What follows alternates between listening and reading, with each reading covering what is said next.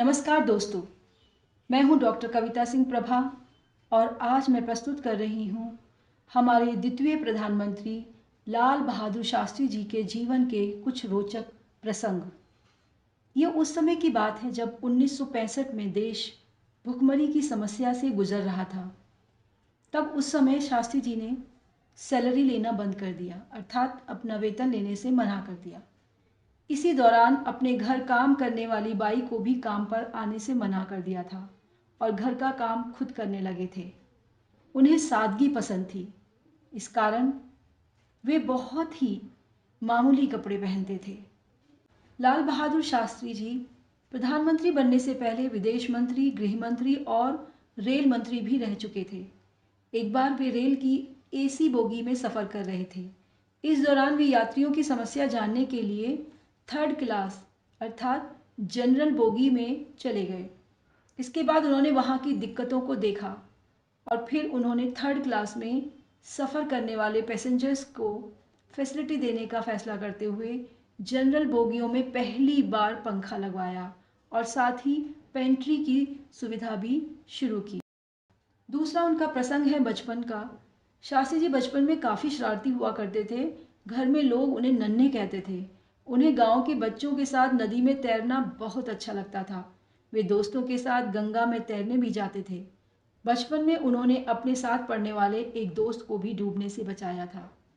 काशी के रामनगर के अपने पुश्तैनी घर से रोज माथे पर बस्ता और कपड़ा रखकर वे कई किलोमीटर लंबी गंगा को पार कर स्कूल जाते थे।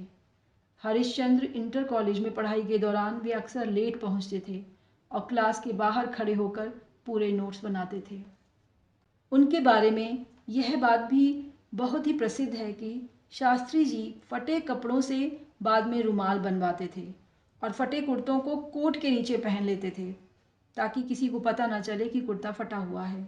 इस पर जब उनकी पत्नी ने उन्हें टोका तो उनका कहना था कि देश में बहुत ऐसे लोग हैं जो इसी तरह गुजारा करते हैं। शास्त्री जी को वीवीआईपी कल्चर बिल्कुल पसंद नहीं था। वे किसी भी प्रोग्राम में वीवीआईपी की तरह नहीं बल्कि आम आदमी की तरह जाना पसंद करते थे। प्रोग्राम में इवेंट ऑर्गेनाइज़र उनके लिए तरह तरह के पकवान बनवाते थे तो वे उन्हें समझाते थे कि गरीब आदमी भूखा सोया होगा और मैं मंत्री होकर पकवान खाऊं, ये अच्छा नहीं लगता। दोपहर के खाने में वे अक्सर सब्जी रोटी खाते थे। जब वे पुलिस मिनिस्टर थे तब उन्होंने देश में पहली बार लाठी चार्ज की जगह पानी की बौछार डालने का आदेश जारी किया था ताकि कोई घायल ना हो। एक बार जब शास्त्री जी रेल मंत्री थे तो काशी आने पर उनका भाषण होना था। मैदागिन में जहाँ वो रुके थे वहाँ से जब वो निकल रहे थे तो उनके एक सहयोगी ने उनको टोका कि आपका कुर्ता साइड से फटा है। शास्त्री जी ने विनम्रता से जवाब दिया कि गरीब का बेटा हूँ, ऐसे रहूँगा तभी गरीब का दर्द समझ सकूँगा। शास्त्री जी ने युद्ध के दौरान देशवासियों से अपील की थी कि अन्न संकट से उबरने के लिए सभी देशवासी सप्ताह में एक दिन का व्रत रखें। उनकी अपील पर देशवासियों ने सोमवार का व्रत रखना शुरू कर दिया था। शिक्षा के बारे में उन्हें बहुत अधिक चिंता थी। शास्त्री जी शिक्षा के बारे में बहुत सोचते थे। उनका मानना था कि प्रारंभिक शिक्षा में हिंदी भाषा अनिवार्य होनी चाहिए। उच्च शिक्षा के पाठ्यक्रमों में दर्शन शास्त्र अवश्य पढ़ाया जाना चाहिए।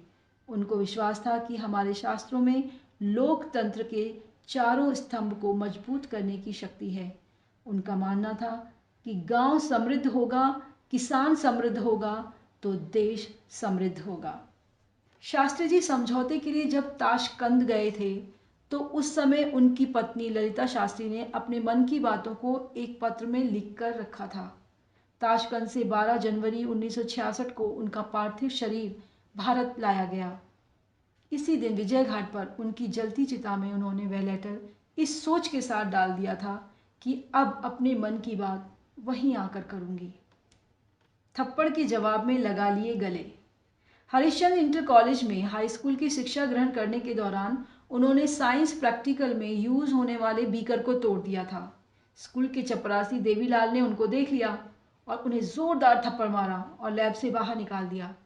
रेल मंत्री बनने के बाद 1954 में एक कार्यक्रम में भाग लेने आए शास्त्री जी जब मंच पर थे तो देवीलाल उनको देखते ही हट गए, लेकिन शास्त्री जी ने उन्हें पहचान लिया और देवीलाल को मंच पर बुलाकर गले लगा लिया। कैसे बने थे शास्त्री, इस बारे में भी एक घटना है।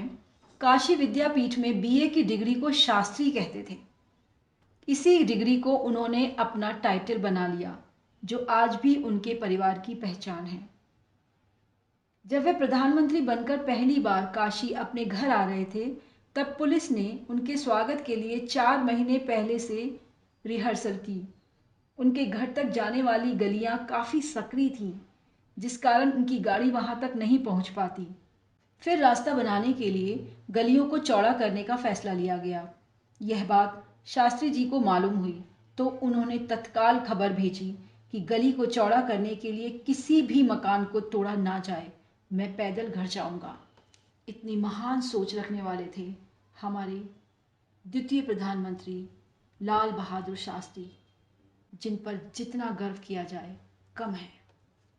तो मैं आशा करती हूँ कि आपको उनके जीवन के कुछ ये रोचक प्रसंग सुनकर प्रेरणा मिली होगी। फिर मिलेंगे अगले वीडियो में नए प्रेरक प्रसंग के साथ।